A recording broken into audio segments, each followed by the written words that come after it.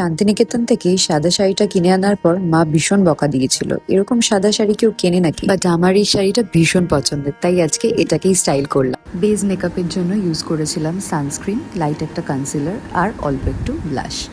আর এখানে আই মেকআপের জন্য আমি ইউজ করছি সুইস বিউটির এই প্যালেটটা। সেখান থেকে একটা পিঙ্ক বেস আই শ্যাডো লাগিয়েছি, যেটা দিয়ে বেসটা ফুল কভার করেছি। ওই সেম কালারটা দিয়ে আমি লোয়ার ল্যাশ লাইনটাও ড্র করবো, আর সেটা তো আঙ্গুল দিয়ে পসিবল না, তাই আমি এখানে একটা ব্রাশ নিয়েছি।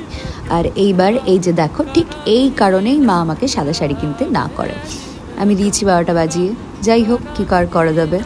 লোয়ার ল্যাশ লাইনটাকে আমি এরমভাবে স্মাচ করে নিচ্ছি ওই সেম কালারটা দিয়ে। তারপর আমার একটা পছন্দ মতো কাজল নিয়েছি, এখানে আমি ইউজ করছি বেলোরা প্যারিসের কাজল, তোমরা যে কোনো কাজল নিতে পারো।